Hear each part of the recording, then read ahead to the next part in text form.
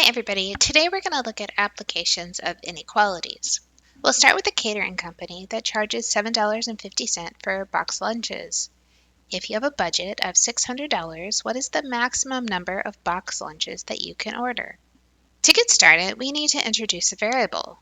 I'm going to let X be the number of box lunches ordered. Because each box lunch costs $7.50, I know that $7.50 times X will be the total cost of the lunches ordered. When we look at the problem, it has the word maximum. Maximum tells us that we're going to use less than or equal to as our inequality. We need to solve 750 times x is less than or equal to 600 to find out the maximum number of boxes we can order.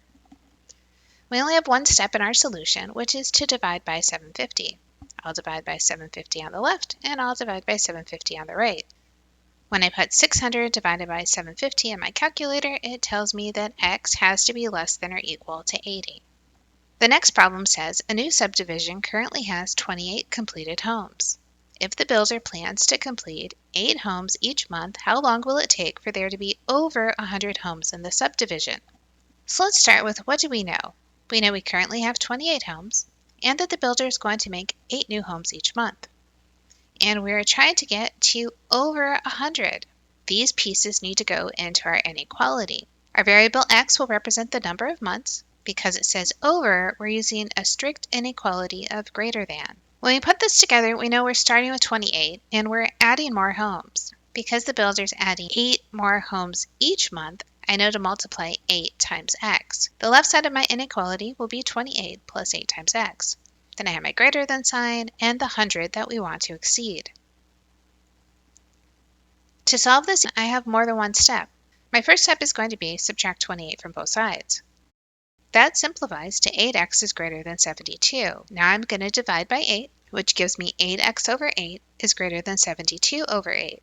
This reduces to x is greater than 9. It's important to point out that x equals 9 is not a solution. After 9 months, we would have exactly 100 homes in the subdivision, and we want to know when there are more than 100 homes. So it's important to pay attention to the difference between a strict inequality versus inequalities that allowed you to use the number at the endpoint. Our last problem says a hairstylist at a salon is paid $550 per week plus 25% of their net sales. Find the net sales needed for the hairstylist to earn a minimum of $1,000 in a week.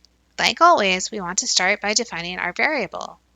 Our variable x is going to be the weekly net sales. Then our inequality is the 550 base pay plus the 25% of the weekly net sales. We want this to be a minimum of $1,000. So we're okay with it being equal to $1,000, but we're even more okay with it being greater than $1,000. That says we want to use greater than or equal to in our inequality. To solve, I'm going to start by subtracting 550 from both sides. That reduces to 0.25x is greater than or equal to 450. I'm going to divide both sides by 0.25, which gives us our final solution of x being greater than or equal to 1800.